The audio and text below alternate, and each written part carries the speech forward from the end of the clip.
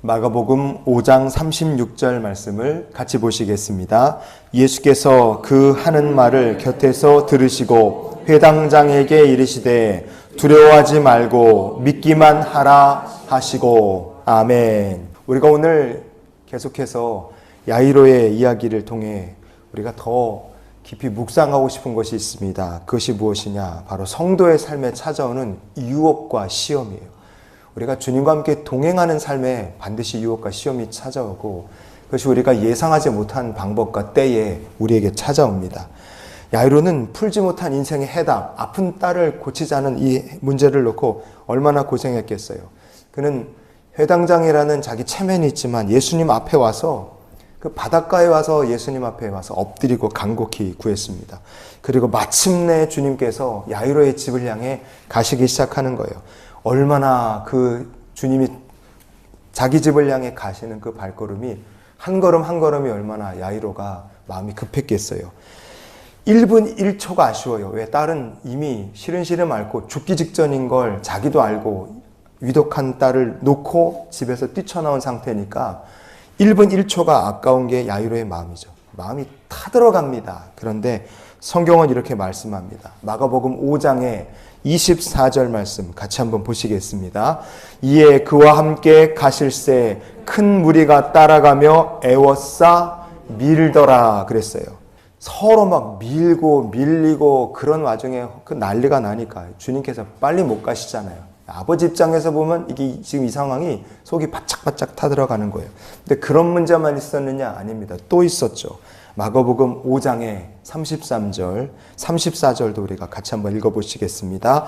여자가 자기에게 이루어진 일을 알고 두려워하여 떨며 와서 그 앞에 엎드려 모든 사실을 여쭈니 예수께서 이르시되 딸아 내 믿음이 너를 구원하였으니 평안히 가라 내 병에서 놓여 건강할지어다. 아멘. 12해를 혈루증으로 앓던 여인이 예수님 뒤에 찾아와서요. 주님의 옷을 만지고 주님께서 누가 나를 만졌다 하려 둘러보시고 이 여인이 자기가 왜 주님의 옷자락을 만졌는지 얘기하고 그 엎드려서 얘기하고 주께서 고쳐주시는 이 이야기는 우리 입장에서 보면 너무 은혜롭고 참 감사한 일이죠. 그런데 야이로 입장에서 보면 지금 집에서 내 딸이 죽어가는데 무리들이 밀고 싸우는 것도 이게 속이 터지는데 웬 여자가 와서 시간을 엄청나게 지금 지체하고 잡아먹고 있는 겁니다. 내 딸이 죽어가는 아버지 입장에서 보면 이거 지금 속이 타들어가는 게 아니라 저 여자를 진짜 어떻게 해보고 싶은 그런 마음이 들 정도로 야이로 굉장히 초조했을 거예요. 그런데 그런 답답했을 야이로의 마음을 완전히 무너뜨리는 사건이 딱 발생합니다. 마가복음 5장의 35절 계속 봅니다. 아직 예수께서 말씀하실 때에 회당장의 집에서 사람들이 와서 회당장에게 이르되 당신의 딸이 죽었나이다. 어찌하여 선생을 더 괴롭게 하나이까? 아멘. 진짜 아슬아슬하게 집이 얼마 남지 않았는데 딸이 죽었다고 하면 생각해 보십시오. 그 소식을 전하러 사람이 왔다. 그러면 야이로 입장에서 보면 지금 내 주변에 밀치고 있는 지금도 밀치고 있는 그 수많은 사람들 그리고 자기 눈앞에 보이는 혈루증 앓던 여인이 그게 곱게 보이겠습니까? 얼마나 속이 타고 꼴보기가 싫겠어요.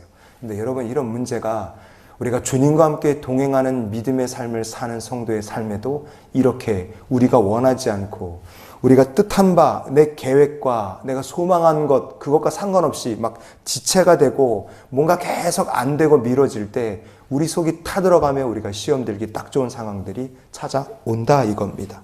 그런데 주님께서는 그렇게 마음속에 혼자 딱 한 사람만 지금 속에서 천불이 나는 거죠. 그 야이로에게 딱 이렇게 말씀하셨어요. 오늘 본문입니다. 다시 보시겠습니다. 예수께서 그 하는 말을 곁에서 들으시고 회당장에게 이르시되 두려워하지 말고 믿기만 하라 하시고 아멘.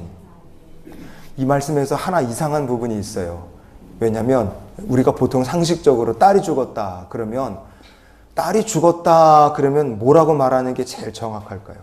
상식적으로 슬퍼하지 말고 믿기만 해라. 그렇게 말하면 좋을 텐데 예수님께서는 두려워하지 말고 믿기만 하라. 두려워하지 말라는 얘기를 하십니다. 도대체 왜 두려워하지 말라는 얘기를 하셨을까요? 하나님께서 주의 택하신 백성에게 두려워하지 말아라. 내가 너의 방패고 산성이 되신다. 그렇게 위로의 말씀을 주시고 믿음을 북돋아 주신 사람이, 믿음의 조상이 성경에 있습니다. 그게 어떤 사람이냐? 아브라함이었어요. 창세기 15장에 1절 말씀 우리 같이 한번 보시겠습니다. 이후에 여호와의 말씀이 환상 중에 아브라함에게 임하여 이르시되 아브라함아 두려워하지 말라. 나는 내 방패요 너의 지극히 큰 상급이니라. 아멘.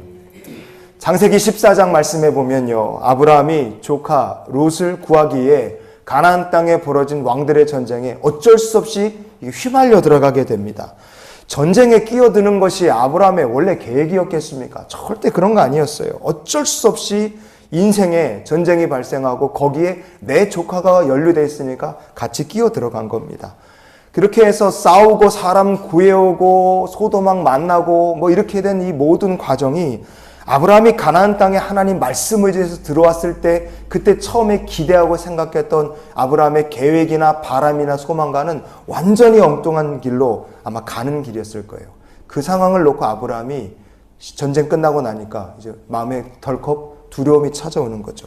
그때 하나님께서 아브라함에게 주신 말씀이 두려워하지 말아라. 내가 너의 방패고 산성이다. 말씀해 주신 거예요. 어떤 상황, 어떤 환경에서 우리가 두려워합니까? 이게 슬픔을 넘어서 걱정이 되는 게 사람이요, 인생의 계획, 생각했던 것, 열심히 추구했던 것, 원래 가졌던 의도와 상관없이 일이 막 엇나갈 때 그때 우리가 이거 어떻게 하면 좋은가, 두려움과 염려가 막 마음에 찾아와요. 바로 그때가 성도가 시험 들기 딱 좋은 때라 이거예요. 그런데 이 야이로가 딱 그랬죠. 예수님 자기 집에 오시는 건 딸이 죽기 전이에요. 죽은 다음에 오시면 무슨 소용이 있습니까?